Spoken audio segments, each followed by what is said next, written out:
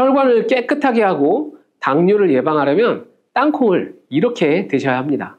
여러분, 땅콩 좋아하시는 분 계신가요? 땅콩과 건어물을 안주로 참 좋아하시는 분들이 많죠. 이런 맛있는 땅콩이 건강에 좋은 효능들이 많다는 사실 알고 계셨나요?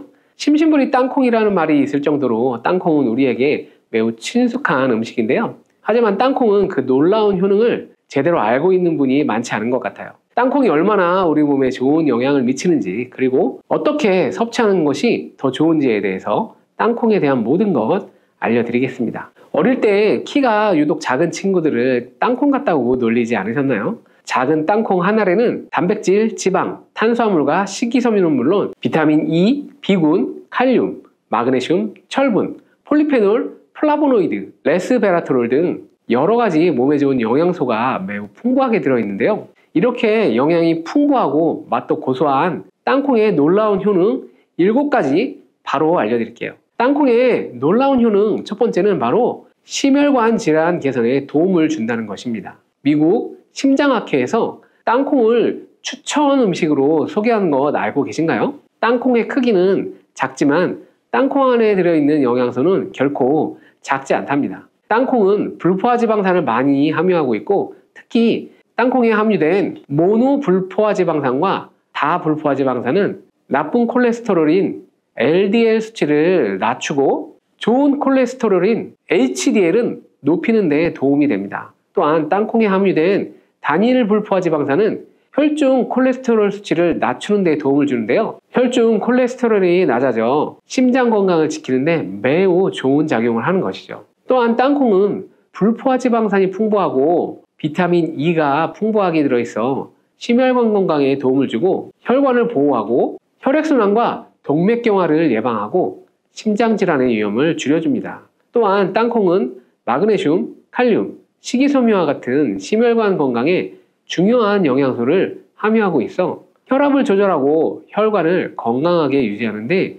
도움을 준다는 것 꼭 기억하시기 바랍니다. 땅콩의 놀라운 효능 두 번째는 바로 뇌 건강에 도움을 준다는 거예요. 땅콩에는 레시틴과 비타민 E가 들어있는데요. 이 성분들은 뇌세포를 보호하고 뇌 건강을 유지하는 데 중요한 역할을 합니다. 특히 땅콩은 이 기억력과 집중력 향상에 도움이 될 수 있어 중년과 노년층에게 매우 유익한 음식인 것 아셨나요? 땅콩에 함유된 비타민 E, 폴리페놀, 특히 레스베라토롤 등 강력한 항산화 성분은 뇌 건강에 도움을 주는데요. 이러한 항산화 성분은 뇌에서 발생할 수 있는 산화 스트레스를 줄여주고, 이는 신경세포를 보호하고 뇌 기능을 향상시키는 기능도 해준답니다. 또한 땅콩은 불포화지방산, 특히 오메가3 지방산을 포함하고 있어서 뇌 기능을 개선하고 치매 같은 뇌질환을 예방할 수 있는데요. 특히 불포화지방산은 뇌세포막의 구성성분으로 중요한 역할을 하며 뇌의 신경전도 속도를 높여서 기억력과 학습 능력을 향상시킬 수 있어요. 땅콩의 효능 정말 놀랍지 않나요? 아직 놀라기는 이른데요. 땅콩의 효능 세 번째는 바로 이 체중 관리에 도움을 주는 것입니다. 땅콩은 단백질과 섬유질이 풍부해서 조금만 먹어도 이 포만감을 오래 유지시켜 주는데요. 그래서 과식을 예방하고 체중을 관리하는데 도움을 줄 수 있는 것이죠. 그리고 땅콩도 좋지만 땅콩을 갈아 만드는 땅콩 버터도 포만감을 오래 유지시켜줘서 과식을 방지하는 데 효과적입니다. 또한 단백질과 지방이 풍부해서 에너지를 공급하고 건강한 체중 관리를 도와줍니다. 하지만 모든 음식은 과유불급, 작지만 영양이 풍부한 땅콩은 이 고칼로리 식품이기 때문에 하루에 11에서 20알 정도 적당량을 섭취하는 것이 중요하다는 거 꼭 기억해 주시기 바랍니다. 땅콩의 놀라운 효능 네 번째는 바로 당뇨 관리에 좋다는 거예요. 땅콩이 당뇨에 얼마나 좋은 효능이 있는지 알고 계셨나요? 땅콩에는 불포화지방산이 많이 함유되어 있고 혈당 지수가 낮아서 혈당을 천천히 올라가게 하는 효과가 있어요. 그래서 당뇨병 환자들에게도 좋은 간식으로 평가되고 있습니다. 또한 그 땅콩에 포함된 섬유질과 단백질이 혈당을 안정적으로 유지하는 데 도움을 주는데요. 땅콩에 함유된 식이섬유 또한 혈당의 흡수를 늦추고 혈당 수치를 안정적으로 유지하는 데 도움을 준다는 것이에요. 이뿐만 아니라 땅콩의 마그네슘과 비타민 B군은 인슐린 감수성을 향상시키는 데 도움을 주고, 이로 인해서 땅콩은 당뇨병 예방 및 혈당 관리에 탁월한 식품으로 평가되고 있습니다. 땅콩의 효능 정말 놀랍지 않나요? 아직 끝나지 않았어요. 땅콩의 효능 5번째는 이 피부 건강에 도움을 준다는 거예요. 땅콩에 들어있는 비타민 E와 항산화 물질들이 피부를 건강하게 유지하는 데 좋은 영향을 주는데요. 땅콩에 들어있는 비타민 E는 강력한 항산화제로서 피부 세포를 자유 라디칼로부터 보호하고 피부 노화를 지연시키는 데 좋은 영향을 줍니다. 이 성분은 피부의 탄력을 유지하고 주름을 예방하는 데 효과적이며 피부 노화를 방지하고 염증을 줄여주고 피부를 매끄럽고 촉촉하게 만들어줍니다. 그래서 땅콩은 아름다운 피부를 위한 좋은 식품인 것이죠. 그리고 땅콩에 포함된 불포화지방산, 특히 올레산과 리놀렌산은 피부의 수분 유지를 도와서 피부가 건조해지지 않도록 하며 염증을 줄여주고 피부 트러블을 완화하는 데 도움을 줄 수 있습니다. 뿐만 아니라 땅콩에는 아연이 포함되어 있어서 피부 회복에 아주 중요한 역할을 해줍니다. 땅콩에 함유되어 있는 아연은 상처 치유를 돕고 여드름과 같은 피부 문제를 개선하는 데 놀라운 효능도 있답니다. 땅콩의 효능 6번째는 바로 소화 건강에 도움을 준다는 거예요. 땅콩에는 식이섬유가 풍부해서 소화 시스템에 좋은 영향을 주는데요. 식이섬유는 장의 움직임을 촉진시켜 변비를 예방하고 장내 유익한 미생물의 활동을 도와서 장 건강에 매우 좋은 환경을 만들어줍니다. 또한 땅콩에 포함된 불용성 섬유는 특히 장을 자극해 배변을 원활하게 하고 장의 건강을 유지하는데 아주 중요한 역할을 하는데요. 이 섬유는 장에서 물을 흡수해서 변을 무르게 만들어줍니다. 땅콩의 놀라운 효능 7번째는 바로 좋은 단백질과 건강한 지방 섭취에 좋은 공급원이라는 거예요. 땅콩은 고기나 다른 동물성 단백질에 비해서 지방이 적고 채식주의자나 비건이 단백질을 섭취할 때 아주 유용한 대체 식품이 될 수 있는데요. 100g의 땅콩은 약 25에서 30g의 단백질을 함유하고 있다는 건 아셨나요? 우리가 흔히 좋은 단백질 공급 식품이라고 생각하는 닭가슴살의 단백질 함량이 100g당 30에서 35g이라는 걸 생각해보면 단백질 함량은 닭가슴살에 비해 살짝 낮지만 대신 건강한 불포화지방과 다른 다양한 영양소도 다량 함유하고 있어서 단백질을 섭취하기에 충분히 좋은 식품이랍니다. 이렇게 건강에 놀라운 효능이 있는 땅콩, 그냥 아무렇게나 드시면 땅콩의 효능을 100% 섭취할 수 없다는 것 알고 계셨나요? 보통 땅콩을 어떻게 조리해서 드시나요? 구워서, 볶아서, 삶아서 모두들 좋아하는 방법이 다를 텐데요. 생땅콩을 먹는 것이 가장 좋다라고 들어보신 분들도 있을 거예요. 과연 땅콩을 가공하지 않고 생으로 먹는 것이 가장 좋은 방법일까요? 정답은 아니오예요. 생땅콩에는 독성이 있을 수 있는 물질인 아플라톡신이 포함되어 있을 수 있기 때문에 이를 피하기 위해서는 반드시 충분히 익혀서 드셔야 하는데요. 볶거나 구운 땅콩은 아플라톡신을 제거할 수 있어 안전하게 섭취할 수 있지만 그보다는 땅콩을 삶아서 먹는 것이 더 건강에 좋다는 것 알려드릴게요. 땅콩을 삶았을 때 더욱 건강에 좋은 이유 몇 가지가 있는데요. 바로 첫 번째는 삶은 땅콩은 볶은 땅콩에 비해서 항산화 성분이 더욱 많습니다. 볶을 때 일부 항산화 성분이 파괴될 수 있고 또한 땅콩의 껍질에는 폴리페놀과 레스베라토롤이 풍부하게 함유되어 있기 때문에 땅콩을 볶은 뒤 버리는 껍질은 이런 몸에 유익한 성분들을 섭취할 수 없기 때문입니다. 두 번째, 삶은 땅콩은 과일산이 더 적고 식이섬유도 풍부한데 이로 인해서 소화가 더 용이하답니다. 세 번째, 삶은 땅콩은 아크릴아마이드라는 발암물질이 덜 생성됩니다. 아크릴아마이드는 고온에서 볶을 때 발생할 수 있는데 삶는 과정에서는 이 유해물질이 생성되지 않습니다. 이제는 건강을 위해서 삶아서 드셔야 된다는 것 아셨죠? 하지만 땅콩을 섭취하시기 번거롭거나 조금 더 쉽게 섭취하시고 싶은 분도 계실 텐데요. 이런 분들은 땅콩 버터를 드시면 됩니다. 땅콩 버터는 땅콩에 버터를 넣은 것 아니야 라고 생각하시는 분들도 계시죠. 그것은 아니고 땅콩을 계속 갈게 되면 크림과 같은 형태로 변하게 되는데 이게 마치 버터처럼 부드러워서 땅콩 버터라고 부르는 거예요. 땅콩 버터는 땅콩의 영양소를 그대로 담고 있어서 섭취할 때 매우 좋은데요. 다만 가공된 땅콩 버터에는 설탕이나 염분이 추가될 수 있기 때문에 첨가물이 없는 순수한 땅콩 버터를 선택하시는 게 좋겠죠. 땅콩 버터는 샐러드 드레싱에 넣거나 통밀빵에 발라 드시면 더욱 맛있고 건강하게 섭취할 수 있습니다. 맛도 좋고 건강에도 좋은 땅콩, 이렇게 좋은 땅콩도 섭취할 때 몇 가지 주의할 점이 있는데요. 혹시 알고 계신가요? 땅콩을 섭취할 때 주의할 점들 바로 알려드릴게요.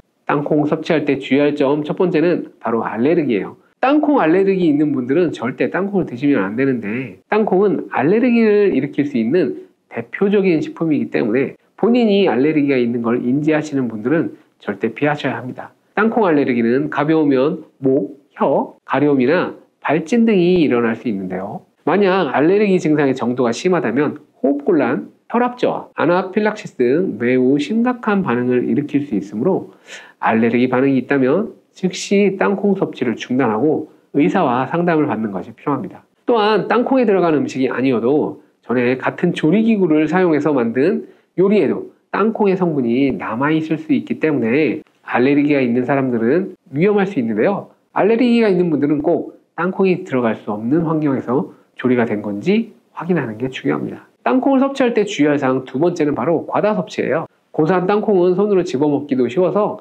한번 먹기 시작하면 하나, 둘, 셋, 넷 계속 입으로 들어가게 되는데요. 하지만 이렇게 계속 먹다간 아무도 모르는 사이에 체중이 증가할 수 있습니다. 땅콩은 고칼로리 식품이기 때문인데요. 하루 권장 섭취량은 약 10알에서 20알 정도고 이를 넘기지 않도록 주의하시고 적당량을 섭취하는 것이 중요하답니다. 세 번째, 땅콩 섭취할 때 주의할 점은 바로 염분과 설탕이 추가된 가공식품을 피하는 것입니다. 땅콩이 몸에 좋다고 해서 시중에 판매되는 땅콩 버터나 땅콩 과자까지 좋은 것은 아닌데요. 땅콩의 겉면 위에 염분이나 설탕이 많이 포함된 제품들이 있어요. 이런 제품을 자주 섭취하면 혈압 상승이나 당뇨 유발 등의 문제가 발생할 수 있으므로 첨가물이 적은 제품을 선택하는 것이 좋아요. 또한 땅콩 버터를 섭취할 때도 뒤에 성분표를 꼭 확인하셔야 하는데요. 맛으로 먹는 거라면 상관없지만 건강을 위해서 땅콩 버터를 섭취하시는 것이라면 100% 땅콩으로만 만들어진 제품인지 살펴보시고 구매해야 합니다. 땅콩 드실 때 주의할 점 네 번째는 바로 보관이 잘 된 땅콩을 드셔야 한다는 거예요. 땅콩이 건조된 식품이라고 생각해서 실온에 대충 보관해 놓진 않으셨나요? 땅콩은 고지방 식품으로서 지방산이 매우 많이 포함되어 있어 산패가 될 수 있는데요. 산패된 지방은 인체에 유해한 물질인 과산화지질을 생성할 수 있고 이는 세포와 조직에 손상을 일으킬 수 있습니다. 또한 땅콩이 보관 상태가 부적절해지면 곰팡이가 자주 발생하는데 이 곰팡이는 아플라톡신이라는 독소를 생성할 수 있어요. 아플라톡신은 강력한 발암물질로 알려져 있는데요. 장기적으로 섭취할 경우에 간에 손상을 주거나 간암을 일으킬 수 있는 위험한 물질이죠. 따라서 땅콩을 보관할 때는 통풍이 잘 되고 건조한 장소에 보관해야 되고 곰팡이가 발생한 땅콩은 절대 섭취하시면 안 됩니다. 계란과 절대 같이 먹으면 안 되는 음식이 있는데요. 첫 번째가 바로 정제된 탄수화물 덩어리인 빵입니다. 많은 분들이 아침으로 즐기는 계란과 빵은 암과 치매에 가장 나쁜 조합이라고 할 수 있습니다. 브레인 푸드라는 별명까지 있는 계란에는 콜린이라는 성분이 풍부한데요. 콜린은 뇌 기능을 강화하고 뇌세포의 중요한 부분을 이루는 비타민 B 복합체입니다. 이는 기억력과 집중력 증진에 매우 좋은 효과를 보이며 기억력 저하, 치매, 알츠하이머 예방 및 치료에 많은 도움을 주는 성분입니다. 콜린 성분으로 의약품 및 건강기능식품도 많이 나와 있는데요. 이는 혈관 내 염증을 줄여주어 암 예방에도 도움을 줄 수 있습니다. 그런데 놀랍게도 이 콜린과 반대로 작용하는 것이 바로 밀가루입니다. 밀가루는 그 75% 이상이 탄수화물로 구성되어 있는데 이런 저품질의 탄수화물이 많은 빵을 먹게 되면 혈당 수치가 올라가는 혈당 스파이크가 발생하고 이로 인해 혈관 및 뇌세포에 손상을 줍니다. 계란과 빵을 함께 먹게 되면 쉽게 설명드리면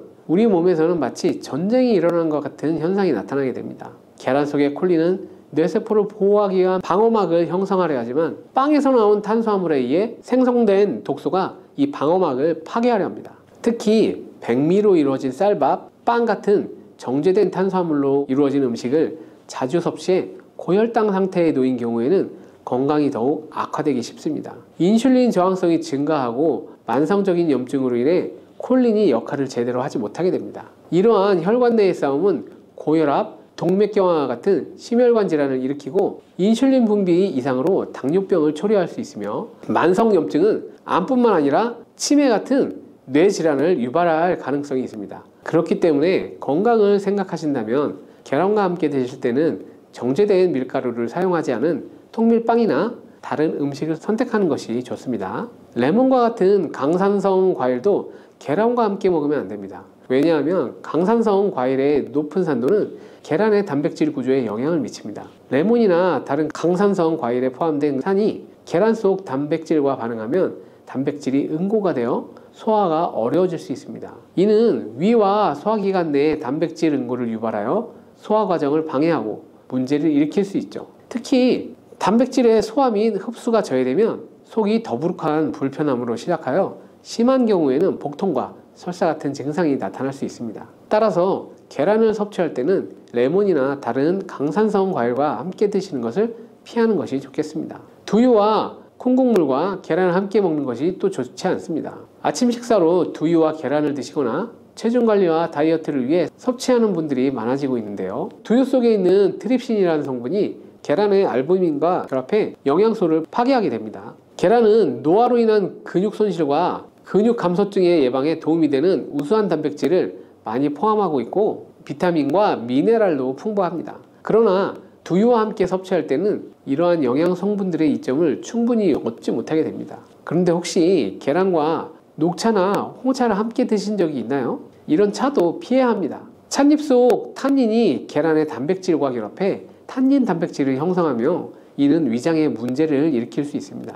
탄닌 단백질은 장의 연동 운동을 늦추고 장내 환경을 악화시켜 변비를 유발할 뿐만 아니라 발암물질의 체내 흡수 가능성을 증가시켜 줍니다. 이렇게 탄닌과 계란의 조합이 건강에 악영향을 주기 때문에 계란과 감을 함께 드시는 것도 안 됩니다. 계란을 먹은 후 감을 드시면 가벼운 두통과 설사, 구토 증상이 나타날 수 있고 심각한 경우에는 급성 위장염과 폐결석이 나타날 수 있습니다. 이런 이유로 감에 들어있는 탄닌 성분이 단백질 소화 기능을 방해하기 때문입니다. 탄닌은 위와 소화기관 안에서 단백질과 결합하여 덩어리를 형성하고 단백질 분해 효소의 작용을 방해하기 때문에 계란과 함께 섭취할 때 위험할 수 있습니다. 또 하나 계란과 절대 함께 먹으면 안 되는 음식으로는 햄과 같은 가공육입니다. 계란과 가공육의 조합은 정말 최악인데요. 가공육은 나트륨과 포화지방이 높은 경향이 있습니다. 이런 가공육은 과도한 나트륨 섭취와 포화지방의 증가로 이어질 수 있고 이는 혈관에 나쁜 콜레스테롤이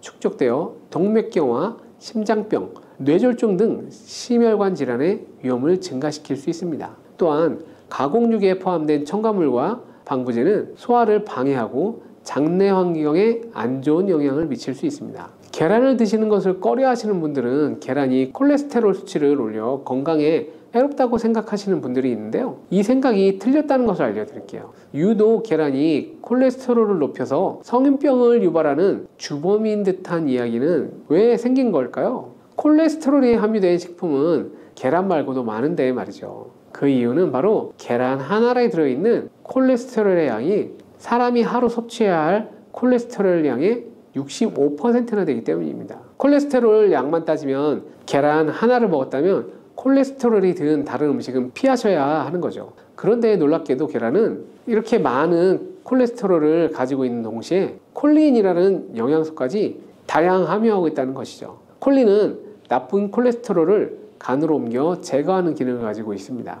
그래서 좋은 콜레스테롤인 HDL 수치를 높여주는 것이죠. 따라서 계란의 콜레스테롤은 콜린에 의해 자연스럽게 좋은 콜레스테롤로 전환이 됩니다. 그래서 한두 개 더 먹어도 전혀 문제가 되지 않습니다. 중증 심혈관 질환에 걸린 경우가 아니라면 일반적으로 하루 두세 개 정도의 계란 섭취는 건강을 지키는데 큰 도움이 될 수 있다는 것이 대체적인 학계의 정설입니다. 이제 콜레스테롤 걱정 없이 계란을 먹어도 되겠죠? 당뇨가 있는 분들도 마찬가지입니다. 50대 이후가 되면 당뇨 환자가 급격히 많아지게 되는데요. 당뇨는 정말 무서운 병입니다. 당뇨는 고혈압, 심근경색, 뇌졸중, 치매 등 아주 많은 다양한 다른 질병을 유발하기 때문입니다. 당뇨의 원인 중 하나는 비만이 있는데요. 비만 관리가 바로 당뇨 관리로 직결된다고 해도 과언이 아닙니다. 그런데 비만을 일으키는 원인 중 하나는 아침을 먹지 않는 것이라는 사실 알고 계신가요? 경희대학교 연구팀이 발표한 논문에 따르면 아침 식사를 먹지 않는 사람은 그렇지 않은 사람보다 비만 위험이 1.5배나 높았고 당뇨병 위험은 무려 2.1배나 높았습니다. 아침 식사를 거르면 우리 몸의 대사가 느려지면서 혈당 조절에도 좋지 않은 영향을 미치게 됩니다. 이런 위험은 특히 중년 이후에 더 크게 나타나는데요. 나이가 들면서 기초 대사량이 줄어들고 활동량도 감소하기 때문입니다. 따라서 나이가 들수록 아침 식사뿐만 아니라 규칙적인 식사를 하는 습관이 매우 중요한데요. 아침 식사에 가장 좋은 음식이 바로 계란입니다. 계란에는 우리 몸에 꼭 필요한 다양한 영양소가 풍부하게 들어있기 때문인데요. 특별히 당뇨 때문에 고생하시는 분들에게는 최고의 식품이라고 할 수 있습니다. 우선 계란에는 고품질의 단백질이 들어있는데요. 한 개에는 약 6g 정도가 들어있습니다. 이 단백질이 포만감을 오래 유지시켜줘서 과식을 예방하는 데 도움이 된답니다. 또한 단백질은 혈당을 조절하는 호르몬인 인크레틴 분비를 촉진해서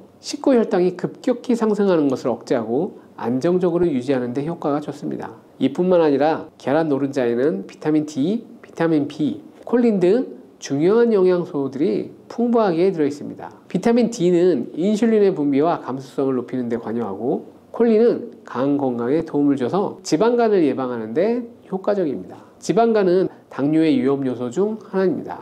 이렇게 좋은 계란도 함께 먹으면 우리 몸에 보약이 되는 좋은 음식이 있는데요. 더욱 풍부한 영양을 섭취할 수 있고 당뇨와 비만 관리에도 도움이 된답니다. 계란과 토마토는 빼놓을 수 없는 최고의 음식 궁합이죠. 이 둘의 조합은 영양학적으로 굉장히 이상적이며 계란은 단백질, 비타민 B군, 그리고 필수적인 아미노산을 다양하게 함유하고 있습니다. 한편 토마토는 비타민 C와 항산화 물질인 라이코펜을 많이 포함하고 있어 이들이 만날 때 서로의 영양적 가치가 배가 되는 것이죠. 토마토 속의 라이코펜은 지방에 용해되기 때문에 계란과 같이 먹을 때 그 흡수율이 높아집니다. 이러한 조합은 심혈관 건강을 지키고 면역력을 높이는 데 아주 효과적입니다. 또한 토마토의 비타민C는 계란에 있는 철분의 흡수를 돕기 때문에 빈혈 예방에도 너무 좋죠. 올리브유를 두른 팬에 계란과 토마토를 넣고 살짝 볶아 드시면 아침에 최고의 음식이 될 수 있습니다. 요즘 아보카도 식단이 인기가 많아지고 있는데요. 계란과 아보카도도 정말 좋은 궁합입니다. 계란에는 풍부하고 다양한 영양소와 아보카도에 함유된 건강한 좋은 지방산, 특히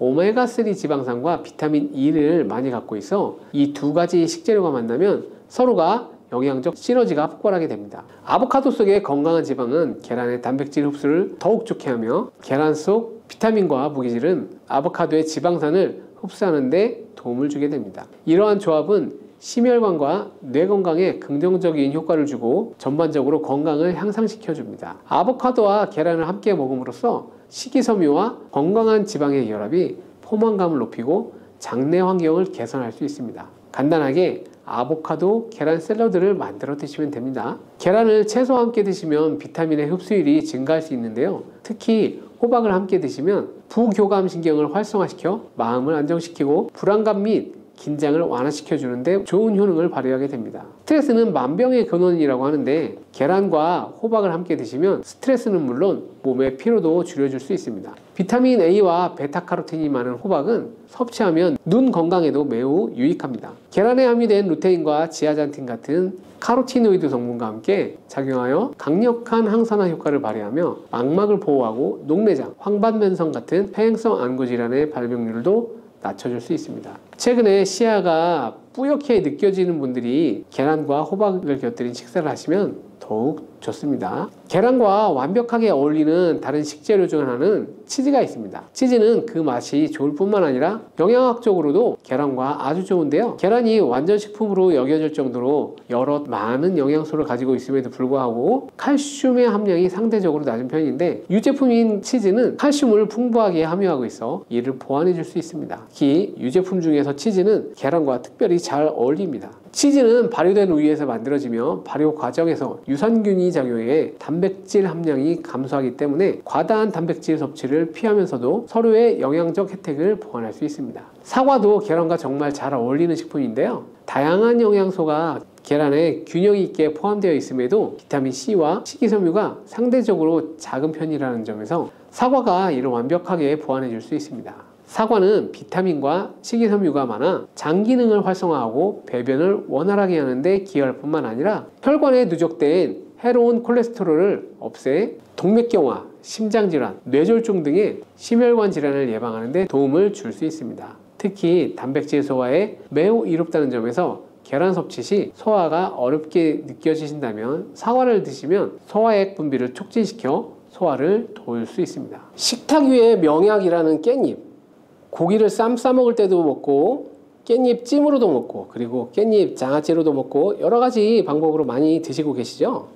이렇게 우리나라에서는 많이 먹는 깻잎인데 외국에서는 아무도 먹지 않는다는 사실 알고 계신가요? 깻잎은 우리나라에서만 먹는 채소인데요. 그런데 깻잎에 대해 얼마나 알고 계신가요? 저희 어머니가 7순이 넘으셨는데 평생 그렇게 많이 깻잎을 드셨는데도 깻잎이 얼마나 좋은 식품인지는 잘 모르시더라고요. 깻잎의 8가지 효능과 세척, 보관법, 그리고 먹는 방법까지 깻잎에 대한 모든 것 완벽하게 알려드릴게요. 나이가 들면서 기억력도 떨어지고 깜빡깜빡할 때가 많아 혹시 치매 증상이 아닌가 하고 걱정하실 때 많으시죠? 이제 더 이상 걱정하지 마세요. 깻잎의 첫 번째 효능이 바로 치매 예방입니다.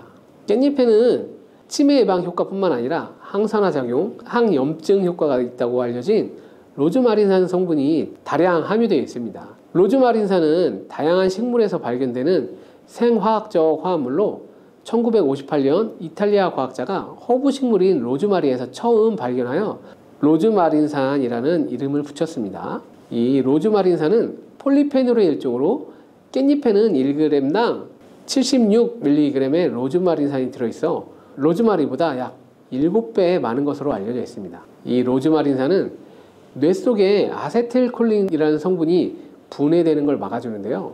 이 아세틸콜린의 역할이 뇌 속에서 뇌신경 세포 간의 정보를 전달하며 기억력, 인지 능력을 강화하는 역할을 합니다.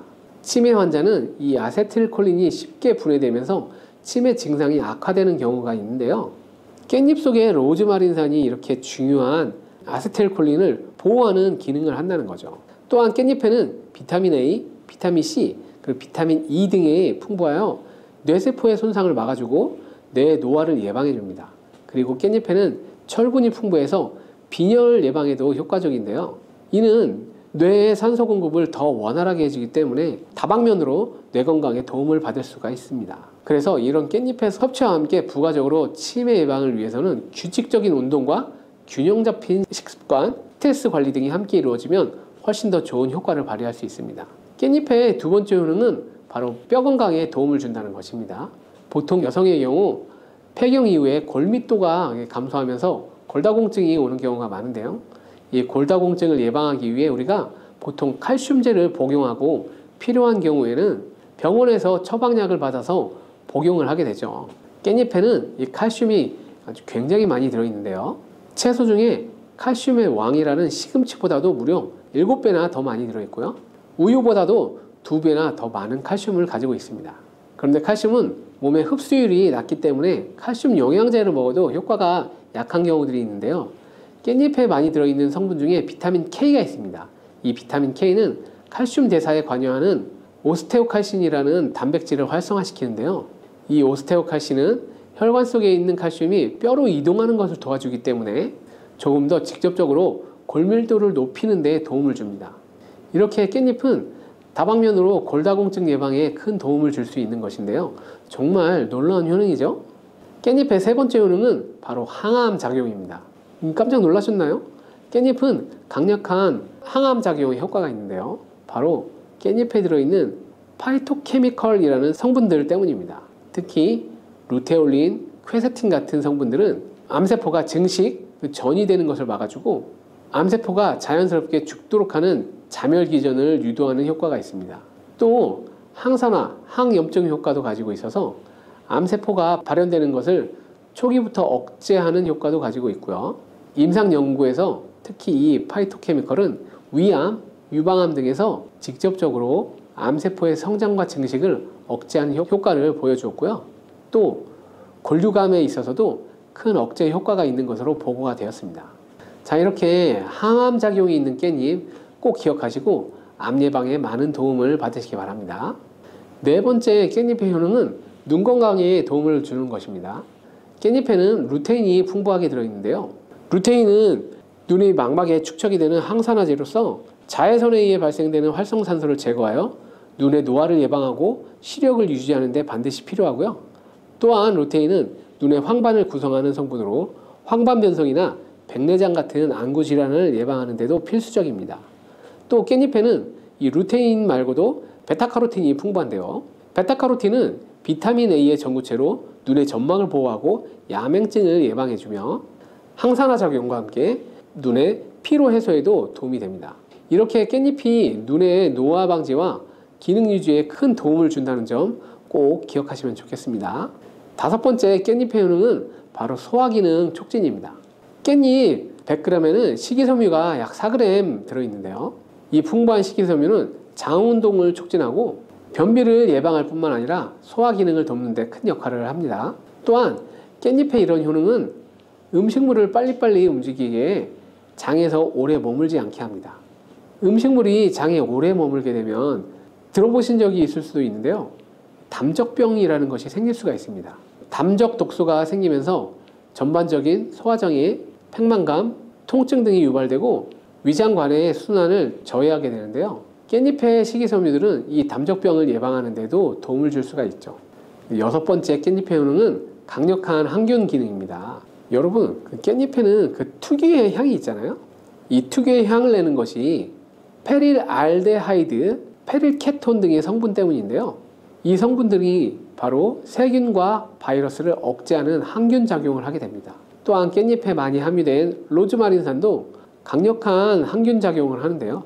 이를 통해 다양한 감염을 예방하는 효과를 가지고 있어 몸의 건강을 유지할 수가 있습니다. 마지막 일곱 번째 깻잎의 효능은 바로 면역력 강화와 조절입니다. 대표적인 항산화 물질인 베타카로틴이 깻잎에 풍부하여 면역력을 높여주고요. 또한 깻잎에는 비타민 A, 비타민 C가 풍부한데 이 비타민들은 백혈구의 활성화를 도와줍니다. 그리고 앞에서 얘기했던 루테올린과 퀘세틴 성분은 염증 매개체의 분비 및 히스타민의 방출을 억제해서 면역계가 과활성화되면서 나타나는 콧물, 재채기, 가려움 등의 알러지 증상을 완화시킬 수가 있습니다. 이렇게 좋은 효능이 많은 깻잎도 드실 때 주의하셔야 할 분들이 있는데요. 깻잎에는 다른 좋은 성분들과 함께 칼륨 또한 함유량이 높기 때문에 신장이 약하신 분들은 깻잎을 많이 드시면 신장에 무리를 줄 수 있으니 과잉 섭취는 피하시기 바랍니다. 그리고 비타민 K가 풍부하다고 했잖아요. 바로 이 비타민 K는 혈액을 응고시키는 효과가 있습니다. 그래서 처방으로 혈전 용해제를 복용하시는 분들이 이 깻잎을 많이 드시면 약의 효과가 떨어질 수가 있습니다. 그래서 일상적으로 가볍게 드시는 정도는 무리가 없지만 과다하게 드시는 것은 피하시는 게 좋습니다. 깻잎 드실 때 또 하나 주의사항이 있는데요. 그것은 바로 잔류 농약입니다. 국립농산물품질관리원에서 조사를 했는데요. 잔류 농약 수치가 깻잎, 상추, 부추 순으로 깻잎에 가장 많았습니다. 그 이유가 있는데요. 깻잎 뒷면에 보면 까칠까칠한 잔털이 많이 있잖아요. 이 잔털 덕분에 농약뿐만 아니라 다른 이물질, 애벌레, 벌레알 등이 잘 달라붙어 있습니다. 그래서 깻잎은 세척이 아주 중요한데요. 세척하는 방법도 바로 알려드릴게요. 깻잎은 흐르는 물에만 씻으면 절대 안 됩니다. 깻잎의 상한 부분이나 검게 변한 꼭지는 잘라주시고요. 물에 푹 담가주시는 게 좋습니다. 그리고 식초를 조금 넣고 5분 정도 기다려주세요. 그 후에는 깻잎 한 장씩 떼어 흐르는 물에 앞뒷면을 잘 씻어주면 됩니다. 세척이 그렇게 어렵지는 않죠. 깻잎은 금방 검게 변하게 되어 보관하기가 약간 어려운 채소인데요. 보관법도 바로 알려드릴게요. 깻잎은 낮은 온도에 약하고 보관할 때 수분이 없으면 금방 시들어 버리거든요. 오래 보관할 수 있는 방법은 깨끗이 씻은 깻잎에 물기를 너무 탈탈 털지 마시고요. 혹시나 탈탈 터졌다면 지퍼백 안에 물을 약간 넣어 주시면 됩니다. 그리고 깻잎의 꼭지를 아래로 향하게 해서 넣어 주세요. 그러면 아래쪽 고인물에 깻잎의 꼭지가 살짝 잠겨 물을 흡수하게 되면 금방 시들지 않습니다. 그리고 냉장고에 문짝에 세워서 보관해 주시면 되는데요. 냉장고 안쪽은 온도가 상대적으로 낮아서 깻잎이 쉽게 상할 수 있어 바깥쪽인 문에 보관하시면 되는 것입니다. 깻잎은 먹는 방법이 중요한데요. 생으로 먹을 때도 물론 좋지만 찜으로 쪄서 드실 때 영양소 흡수를 더욱 많이 할 수 있습니다. 간단하면서도 맛도 좋고 영양도 좋은 깻잎찜 만드는 방법 바로 알려드릴게요. 우선 잘 씻은 깻잎을 준비하시고요. 양념장을 만들겠습니다. 양념장에는 고춧가루 1스푼, 간장 1스푼, 물 5스푼인데요. 다시마 육수가 있으면 더욱 좋습니다. 그리고 설탕 1스푼, 매실청 1스푼, 그리고 들기름 2스푼을 넣어주시고요. 양파 반 개를 잘 다져서 양념에 넣어주신 다음에 잘 섞어줍니다. 들기름을 사용하게 되면 향도 좋을 뿐만 아니라 들기름에는 항염증에 효과가 좋은 감마리놀렌산이 풍부하여 아토피나 피부 건조증에도 많은 도움을 줄 수 있습니다. 그리고 깻잎과 들기름을 같이 조리를 하면 깻잎의 풍부한 항산화 성분인 베타카로틴의 흡수율을 올릴 수 있는 효과가 있습니다. 지금 알려드릴 깻잎찜은 불을 사용하지 않고 전자레인지를 이용할 건데요. 전자레인지 용기에 깻잎을 넣고 양념장을 잘 묻혀줍니다. 그리고 깻잎을 넣고 양념장을 묻혀주시고 이렇게 겹겹이 깻잎을 잘 넣은 다음에 랩으로 잘 덮어주시고 숨구멍 몇 개 뚫어줍니다. 그리고 전자레인지에 넣고 2분 정도 돌려주시면 끝입니다. 정말 간단하죠? 두 번째 깻잎을 먹는 방법은 바로 깻잎 두부 계란전입니다.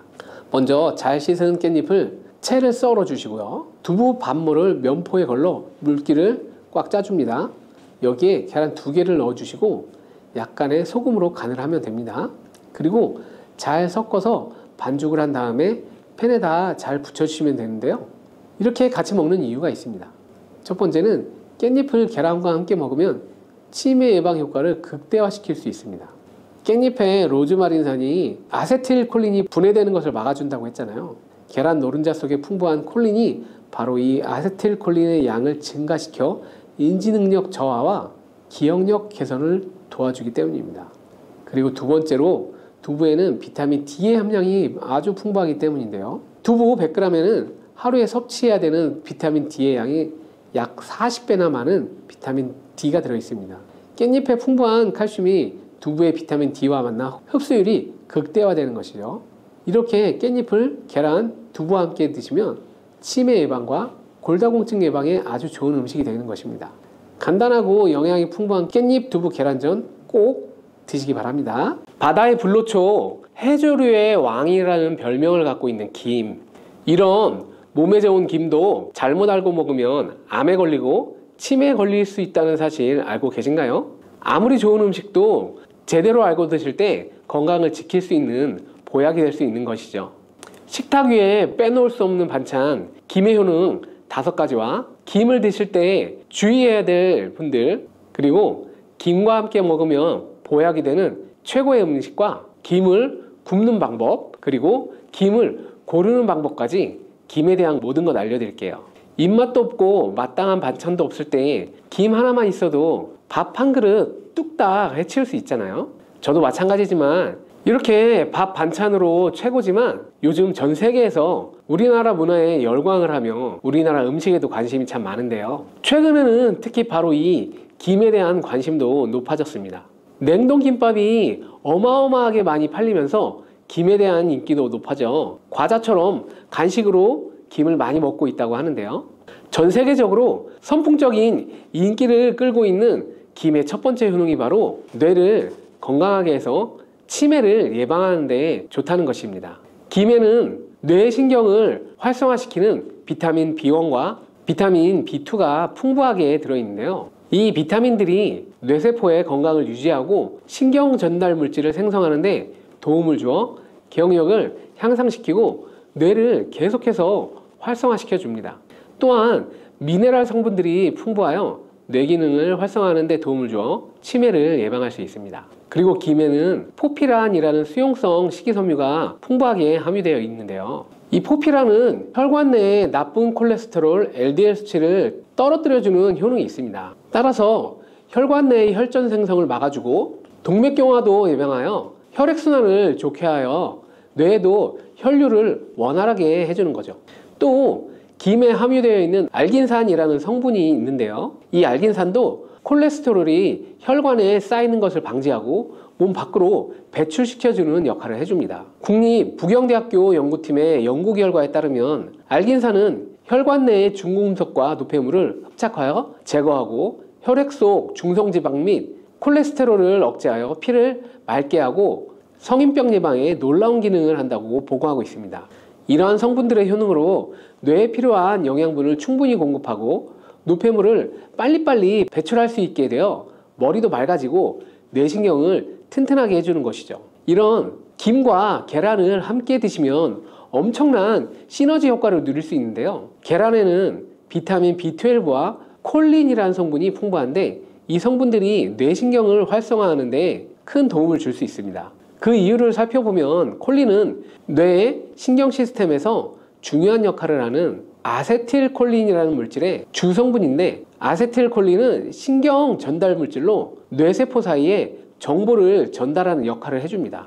바로 이 콜린이 충분히 공급되어야 기억력, 학습 능력, 그리고 인지 능력을 유지할 수 있습니다. 이뿐만 아니라 김은 계란에 부족한 비타민 C를 보충해주고 계란은 김에 부족한 비타민 D를 보충해줘 서로가 정말 잘 어울리는 식품이 되는 것이죠. 계란과 김이 만나면 정말 뇌 기능에 필요한 보약이나 다름이 없는 것이죠. 김의 두 번째 효능은 식물성 단백질 공급원의 최고봉이라는 것입니다. 김에 함유된 단백질의 양은 소고기보다 훨씬 더 많은데요. 소고기가 단백질이 풍부하다고 알고 계시잖아요. 소고기 100g당 단백질의 함량은 20g이고요. 김 100g당 단백질의 함량은 약 30g입니다. 소고기보다 김에 단백질이 많이 들어있다니 놀랍지 않나요? 마른 김 5장에는 계란 1개에 함유된 단백질의 양이 들어있다고 합니다. 그런데 이 단백질에 식물성 단백질과 동물성 단백질이잖아요. 이 둘을 함께 먹을 때 더욱 흡수가 잘 되어 건강에 많은 도움을 줄 수 있는데요. 김과 계란을 함께 먹을 수 있는 정말 좋은 방법 알려드릴게요. 김 계란말이는 많이들 해 드시잖아요. 반찬으로 먹기 편하고 맛도 좋아 많이 드시게 되는데요. 그것 말고 계란 김전을 알려드릴게요. 먼저 김을 먹기 좋은 크기로 잘라주시고요. 한쪽에 놓아줍니다. 적당한 용기에 계란을 깨주시고요. 소금 한 꼬집으로 약간 간을 해줍니다. 다음에 계란을 풀어줍니다. 이제 김을 2장씩 포개어 계란물을 앞뒤로 잘 묻혀준 다음 기름을 두른 팬에 붙여주면 됩니다. 정말 쉽죠? 이렇게 김과 계란을 드시면 맛도 좋고 건강도 챙길 수 있는 밥상 위에 보약이 된답니다. 세 번째 김의 효능은 항산화 작용입니다. 몸 안에 활성산소가 많아지게 되면 활성산소가 세포를 공격하여 노화시킬 뿐만 아니라 암세포로 변이시켜 암을 발생시키기도 하는데요. 김에는 이런 활성산소를 제거해 줄 수 있는 강력한 항산화 물질인 베타카로틴이 풍부하게 함유되어 있습니다. 대표적인 강력한 항산화 물질인 베타카로틴은 당근에 많이 함유되어 있다고 알고 있잖아요. 당근보다 김에 이 베타카로틴이 더 많이 함유되어 있는데요. 당근 100g에는 5516mg이 함유되어 있고 김 100g에는 무려 22,500mg이나 함유되어 있습니다. 당근보다 4배 정도 많은 베타카로틴이 함유되어 있는 것이죠. 놀랍지 않나요? 오늘 놀랄 일이 참 많은 것 같은데요. 이 베타카로틴은 우리 몸속에서 비타민 A로 전환이 됩니다. 비타민 A 하면 무엇이 생각나나요? 생각하고 계신 건 맞습니다. 바로 이 눈이죠. 비타민 A는 이 시력을 보호하고 야맹증을 예방하는 데 도움을 줄 수 있습니다. 또한 김에 단백질이 많이 함유되어 있다고 했잖아요. 이 단백질이 비타민 A와 만나면 로놉신이라는 성분이 생성되는데요. 로놉신이 시력을 보호하고 야맹증을 예방하는 역할을 해줍니다. 당근이 눈 건강에 좋다고 많이 알고 계시는데 당근보다도 김에 더 많이 함유되어 있다는 사실 꼭 기억하시기 바랍니다. 네 번째 김의 효능은 바로 골다공증 예방에 도움을 준다는 것입니다. 김에는 칼슘이 풍부하게 함유되어 있는데요. 칼슘 하면 떠오르는 식품이 있죠. 바로 우유인데요. 우유 100g에는 칼슘이 110mg이 함유되어 있고 김 100g에는 칼슘이 490mg이나 함유되어 있습니다. 김에는 우유보다 무려 4배나 많은 칼슘이 함유되어 있는 것이죠.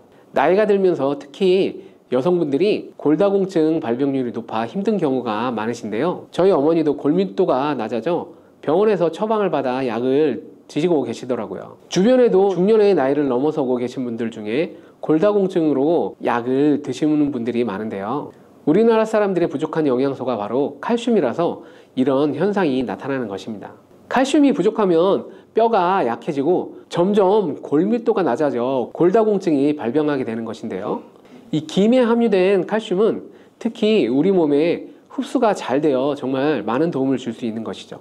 우유보다 4배나 많은 칼슘을 가지고 있는 김을 평소에 충분히 드신다면 골다공증 예방에도 많은 도움을 받을 수 있습니다. 김을 드실 때도 먹는 방법을 알고 드시는 게 좋겠죠. 김의 영양소를 잘 흡수할 수 있도록 먹는 방법이 있는데요. 김을 구울 때 어떻게 하시나요? 보통 기름을 김에 바르고 불에 김을 구워 드시잖아요. 그렇게 하시면 안 되고요. 마른 김을 아무것도 바르지 않은 채 달궈진 팬에 앞뒤로 5초씩 살짝 구워준 다음에 들기름을 발라 드시면 됩니다. 김에 열을 가하게 되면 김에 함유된 영양소들이 체내의 흡수율이 높아지게 되는데요. 들기름을 굽기 전에 바르지 않고 구운 후에 바르는 이유는 들기름이 열에 약해서 들기름을 바른 채 굽게 되면 들기름이 산패되어 오히려 건강을 해칠 수 있기 때문입니다. 열을 가하지 않은 들기름을 바르면 들기름의 불포화 지방산이 또 혈관을 깨끗하게 해줘서 더욱 건강한 식사를 할 수 있습니다. 5번째 김의 효능은 당뇨를 완화시키는 데 도움을 준다는 것입니다. 당뇨가 있는 분들은 비타민 B12가 결핍되어 있는 분들이 많은데요. 김에 바로 이 비타민 B12가 풍부하게 함유되어 있어 당뇨를 완화시키는 데 도움이 되는데요. 2017년 한국식품과학회지에 실려있는 연구에서 당뇨 환자들이 김을 섭취하면 혈당 수치를 낮추는 데 도움이 된다고 보고했습니다. 이는 김에 함유된 비타민 B12 때문이라고 밝혔습니다. 당뇨 환자는 비타민 B12가 결핍되기 쉬운데요. 그 이유로는 비타민 B12는 고기에 보통 많이 함유되어 있는데 당뇨 환자의 식단은 채식인 경우가 많아서 비타민 B12를 섭취할 수 있는 기회가 적어지기 때문입니다. 또한 당뇨 환자에게 처방되는 메트포르민 계열의 성분들의 약물이 비타민 B12의 흡수를 방해해 비타민 B12가 결핍될 가능성은 더욱 높아집니다. 당뇨 환자들은 고혈당으로 인해 신경이 많이 손상이 되는데요. 이 때문에 손발 끝이 저리거나 통증이 오는 신경합병증이 발생하게 됩니다. 이런 증상들을 완화시키고 신경이 손상되지 않도록 보호하는 역할을 비타민 B12가 해주는 것이죠. 이런 이유로 당뇨 환자는 비타민 B12의 섭취를 신경 써서 해주는 것이 좋지만 말씀드린 대로 육류 식단은 또 당뇨 환자의 식단에 잘 들어가 있지 않아요. 그래서 비타민 B12가 풍부한 김을 섭취하시는 것이 당뇨 환자에게 정말 좋은 대안이 되는 것입니다. 비타민 B12의 하루 권장 섭취량은 2.4 마이크로그램인데요. 이는 자르지 않은 김 한 장만 섭취해도 충분히 섭취할 수 있는 양입니다. 당뇨가 있는 분들이라면 오늘부터 꼭 식사할 때 김을 챙겨 드셔야겠죠. 다만 시중에 판매되는 조미김은 기름에 구워지고 그 기름이 산패될 가능성이 높아 오히려 건강에 해로울 수 있으니 알려드린 대로 마른 김에 기름을 바르지 않고 달궈진 팬에 살짝 구워서 드시기 바랍니다. 그런데 이렇게 평소에 많이 드시고 계신데 잘못 드시면 건강을 해칠 수도 있다는 사실 알고 계신가요? 특별히 갑상선이 약하신 분들은 김을 섭취하는 데 주의하셔야겠습니다. 갑상선은 우리 몸에서 가장 중요한 내분비 기관 중 하나인데요. 갑상선은 목 부분 기관지 아래에 위치한 나비 모양의 내분비 기관입니다. 중요한 여러 기능을 하지만 그 중에서도 특별히 대사율을 조절하는 기능을 하는데요. 갑상선에서 T3, T4 호르몬을 분비하여 우리 몸의 에너지 소비와 체온 조절을 하는데 중요한 역할을 하는 것입니다. 그리고 갑상선 호르몬은 신경 시스템의 정상적인 기능을 유지하는 데 꼭 필요한데요. 이 호르몬이 제대로 분비가 되지 않아 수치가 너무 높거나 낮게 되면 우울증, 불안 증세, 기억력 감퇴 등의 문제가 발생할 수 있습니다. 이 갑상선 호르몬 중에 요오드라는 게 있는데요. 김에 이 요오드가 풍부하게 함유되어 있습니다. 요오드가 부족하면 체중이 늘어나고 탈모가 생길 수 있으며 만성 피로 때문에 힘들어질 수 있습니다. 세계보건기구에서는 요오드가 부족하면 뇌세포가 손상되고 치매가 발생할 수도 있다고 보고하고 있습니다. 이렇게 중요한 요오드, 김에 풍부하니 먹어야 되는 거 아닌가? 이렇게 생각하고 계시죠? 맞는 말씀이긴 하지만 바로 예외가 있습니다. 갑상선이 약하신 분들은 김 섭취에 주의해야 된다고 했잖아요. 갑상선 저하증이나 항진증이 있는 분들이 김을 많이 드시게 되면 오히려 건강을 해칠 수 있습니다. 건강하신 분들은 김을 많이 드셔도 호르몬 조절이 되어 문제가 없지만 갑상선에 문제가 있어 호르몬 조절이 잘 안 되시는 분들은 이 요오드의 수치가 높아지게 되면 체내에 활성산소가 증가하여 염증을 일으키고 갑상선염을 유발하여 심해지면 갑상선암으로 발전시킬 수도 있습니다. 우리 한국인의 식단에는 이미 요오드의 함량이 높기 때문에 김을 조금만 드셔도 요오드의 수치가 금방 높아질 수 있습니다. 따라서 갑상선에 문제가 있는 분들은 김을 드실 때 주의하셔야 하는 것입니다. 그렇다고 요오드가 풍부한 해조류와 같은 음식을 아예 드시지 말라고 말씀드리는 것이 아니라 과량 섭취만을 주의하시고 적당량은 드셔도 괜찮습니다. 그렇다면 갑상선에 문제가 있는 분들이 김을 드실 때 해결 방법이 없을까요? 있습니다. 그것은 바로 마늘과 함께 드시는 것입니다. 대표적인 강력한 항암식품이 마늘이잖아요. 마늘에는 셀레늄이라는 성분이 풍부합니다. 이 셀레늄은 다량의 요오드로 인해 발생되는 활성산소로부터 갑상선을 보호하는 역할을 하게 되는 것인데요. 그래서 건강기능식품 기능성 원료로서 유해산소로부터 세포를 보호하는 효능을 가지고 있어 우리나라 식약처에서도 인정을 해주고 있습니다. 그래서 갑상선 호르몬의 생산을 도와 갑상선에 문제가 있는 분들이 드시면 호르몬의 문제를 해결하는 데 도움이 되는 것이죠. 또한 김에 함유된 알긴산이라는 성분이 콜레스테롤이 혈관에 쌓이는 것을 방지하고 몸 밖으로 배출시켜주는 역할을 한다고 알려드렸는데, 바로 이 마늘과 함께 드시면 이 효능이 배가 되어서 혈관에 혈전이 생기는 것을 막아주어 혈관 건강에 최고인 보약이 되는 것입니다. 이렇게 좋은 김 아무거나 드시지 마시고요. 좋은 김 고르는 방법도 알려드릴게요. 좋은 김은 검붉은 색을 띠며 살짝 반짝이는 윤기가 있고 냄새 없이 담백한 맛이 납니다. 그리고 구웠을 때 녹색빛이 선명하게 나타나고 물에 불렸을 때는 잘 녹고 김을 담궜던 물이 맑을수록 좋은 김이라고 할 수 있습니다.